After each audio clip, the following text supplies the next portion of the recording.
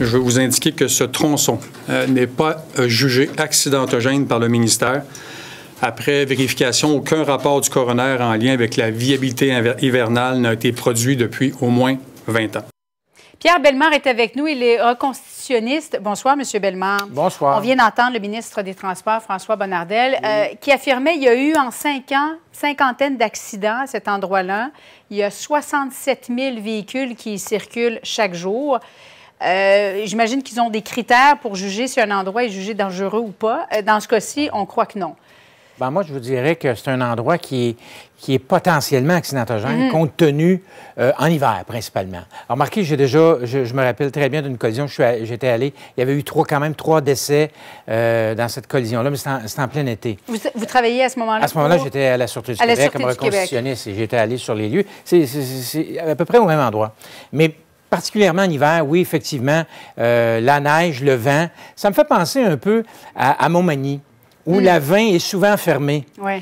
On ferme la 20 à Montmagny, mais vous serez d'accord avec moi, c'est beaucoup plus difficile de fermer l'autoroute 15 à la hauteur de la prairie, oui. Je ne suis pas certain que le public serait bien d'accord. C'est comme la 10 à la hauteur de Marieville. Hier, voilà, on a même vu chose, un carambolage. exactement. Puis les carambolages qu'on a eus l'année dernière à Saint-Sulpice, c'était le même problème. En même temps, lorsqu'on se retrouve près d'un bassin comme celui-là, le bassin de la prairie, qui est le fleuve, finalement, qu'est-ce qu'on pourrait faire pour éviter les bourrasques de vent? Ce serait de planter des énormes conifères?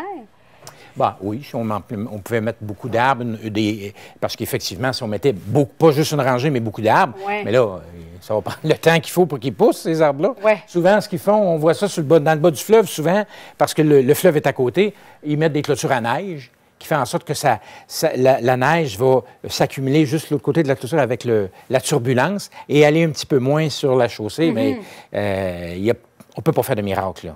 Définitivement pas. Mis à part ce que vous dites là, mettre des rangées d'arbres, ça pourrait aider, mais là, on ne fera pas ça demain matin. C'est évident. Vous avez été travailler pendant plusieurs années là, pour la Sûreté du Québec à titre de reconstitutionniste. Vous arrivez sur une scène comme celle-là. C'est un travail colossal qui attend les enquêteurs? Oui, c'est un travail colossal. Vous savez, surtout qu'on a eu décès. Alors, à partir de ce moment-là, on a une enquête du coroner auquel on doit répondre. On devra bien documenter cet événement-là.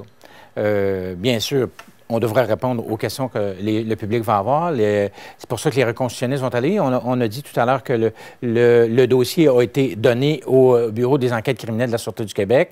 Donc, on aura plus d'effectifs pour rencontrer les gens pour savoir leur version, comme M. Charette nous a donné, puis les autres premières personnes, parce que, vous savez, on va essayer de tenter dans un premier temps les premières personnes, là, où ça a commencé. Comment ça s'est passé exactement? Donc, le peloton de tête du Le peloton de tête. Qu'est-ce qui s'est passé exactement? Est-ce que c'est vraiment la neige qui est en cause ou si on peut attribuer une certaine partie à une défectuosité mécanique quelconque? Ou inattention, est-ce que dans ce cas-ci... Bien, écoutez, vous savez, on est en hiver et il y a toujours un homme en arrière du volant. Alors, le facteur humain est toujours là.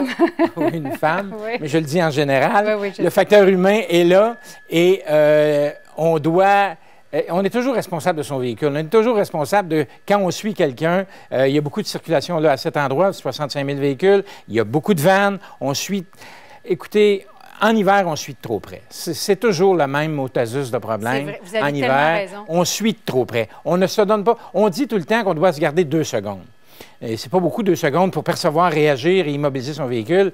À partir du moment où on perd la visibilité de quelqu'un en avant de nous, c'est sûr que là, les gens ont tendance à freiner. On devrait ralentir le plus possible. On parlait de 60-70 km/h.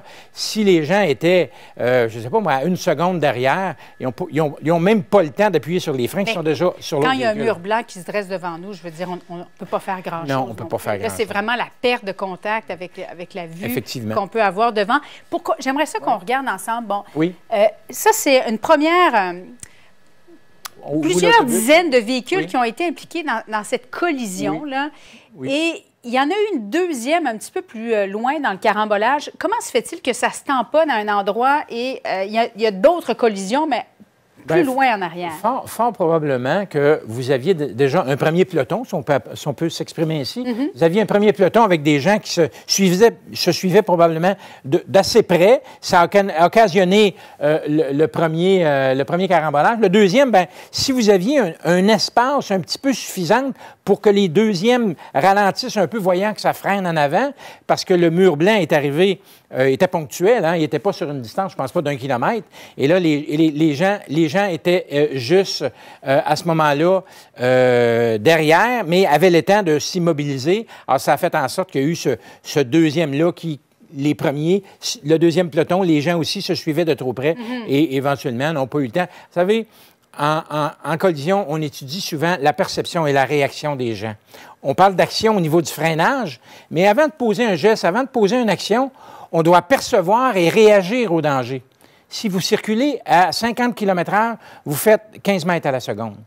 Alors, si vous prenez 2 secondes de réagir, vous venez de faire 30 mètres et si le véhicule est en avant de vous, vous n'avez pas encore freiné. Alors, il faut vraiment se garder de bonnes distances pour pouvoir justement avoir le temps de le percevoir, le danger, de réaliser que les gens freinent en avant de vous. Encore faut-il les voir, s'il y a un mur blanc. Et s'il y a de la glace noire, bien là, ça devient compliqué le travail. Vous venez de rallonger votre action, votre distance de freinage. Alors, tout ça, en hiver, alors, aussi, pour ça qu'on dit qu'en conduite, on dit qu'on devrait se garder 2 secondes. En hiver, on devrait peut-être s'en garder 4. Effectivement, 4 secondes plutôt que 2. 2, c'est bien mince, vous avez raison. 2, c'est pas beaucoup. Pierre Bellemare qui est avec nous, reconstitutionniste. Merci beaucoup d'être venu nous voir, M. Bellemare. Très intéressant de vous entendre.